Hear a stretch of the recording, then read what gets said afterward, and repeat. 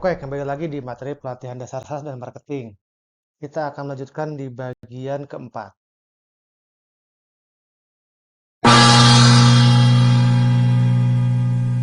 Conceptual selling. Penjualan konseptual atau conceptual selling berfokus pada penjualan produk atau jasa sebagai solusi atas masalah yang dialami calon pelanggan atau calon customer. Tenaga penjualan berfokus pada penjualan konsep produk atau jasa dibandingkan dengan produk atau jasa itu sendiri. Apa yang membedakannya dengan solution selling? Saya akan berikan dua contoh biar lebih mudah dipahami ya. Satu, katakanlah kita menjual mobil. Prospek kita membutuhkan kendaraan baru. Apakah mereka membutuhkan mobil yang nyaman, horsepower-nya berapa, dimensinya berapa, atau customer kita ingin mobil super sport seperti Ferrari dan kawan-kawan, atau malah mau beli Harley Davidson. Kita dapat penjual kendaraan berdasarkan harga, fitur, spesifikasi, dimensi, dan sebagainya. Namun pendekatan itu dapat mempersulit customer untuk memahami nilai sebenarnya dari pembelian tersebut.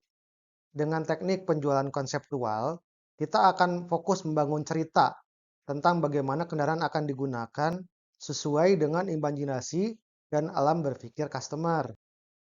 Daripada bercerita tentang harga atau fitur atau spesifikasi, kita bisa menyoroti keamanan, ketahanan, atau bahagianya keluarga ketika keluarga besar bisa masuk dalam satu kendaraan.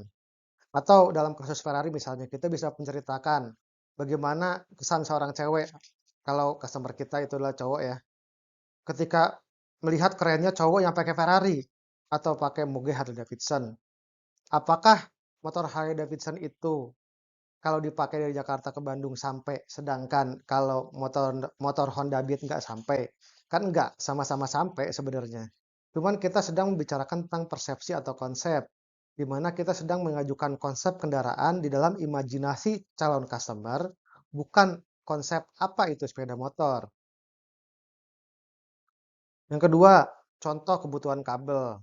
Di hari Minggu atau hari libur jam 10 malam tiba-tiba kita ditelepon oleh customer kita. Bu, Pak, tolong saya butuh kabel nih ukuran sekian meter, harganya sekian. Terus kita bilang, waduh Pak, Bu, hari libur jam segini mah ada yang jual kabel. Terus dia bilang, tolonglah Bu, Pak, bagaimana caranya biar ada kabelnya. Soalnya mau dinyalakan jaringannya. Saya bisa habis nih sama manajemen kalau nggak nyala dan butuh kabel itu. Tapi saya punya info dari mana kayaknya ada yang jual itu kabel ya.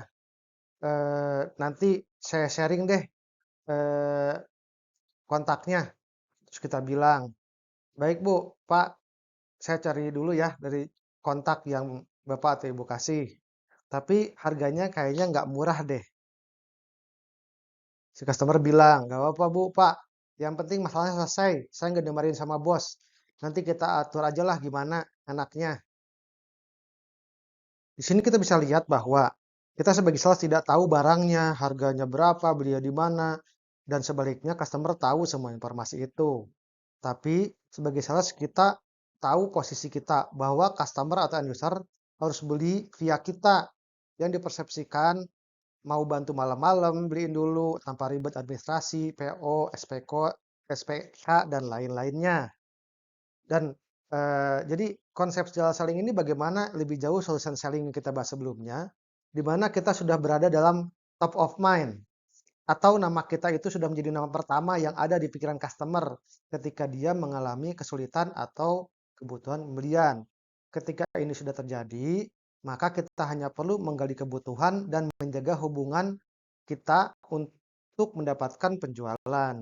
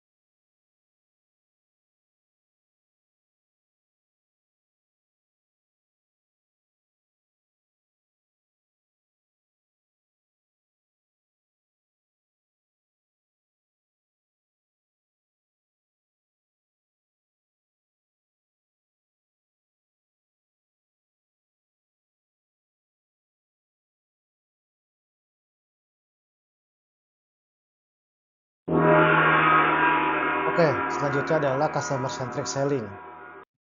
Customer centric atau client centric adalah sebuah strategi yang menempatkan customer sebagai prioritas utama untuk segala aktivitas dan kampanye yang dilakukan.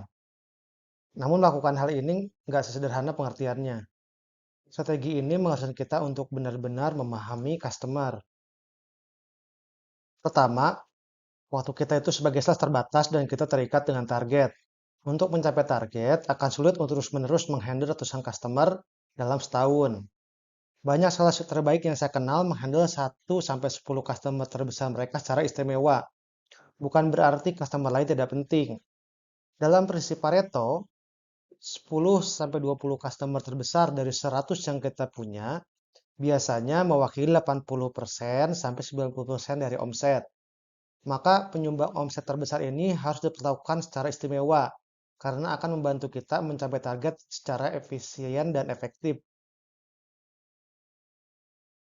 Dikutip dari Glance.com, ada beberapa prinsip yang dapat kita gunakan untuk melakukan pendekatan customer centric.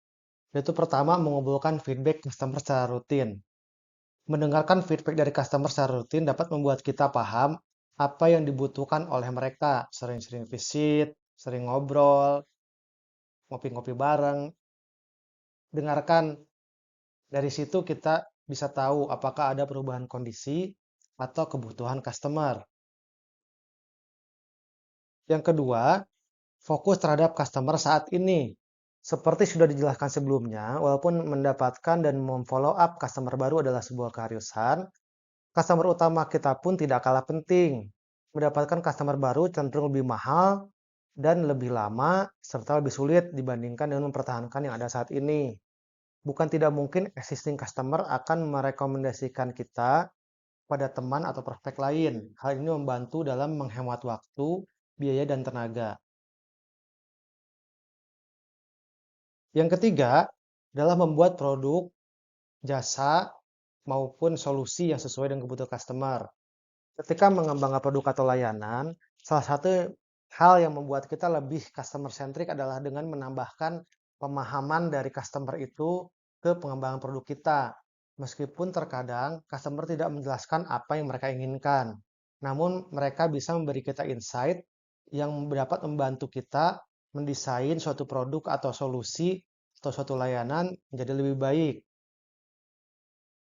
Kalau bisa, coba untuk melibatkan customer di tahap pengembangan solusi. Dengerin pendapat mereka tentang konsep, desain, atau fitur yang ada. Customer pun dengan seperti ini akan merasa lebih didengar dan dihargai, sehingga bisa meningkatkan kepuasannya. Yang keempat adalah membuat strategi marketing yang sesuai dengan kebutuhan customer.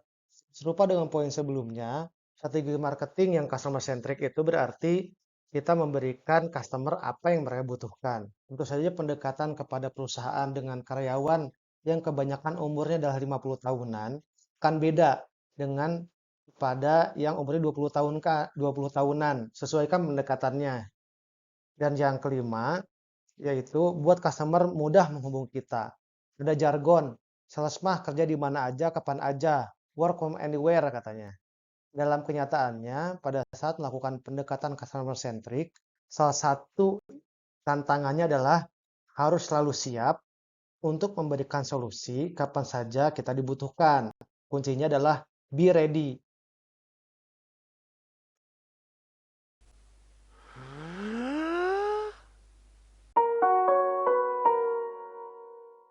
Semoga bermanfaat ya. Terima kasih atas perhatiannya dan selamat belajar serta mempraktekkan.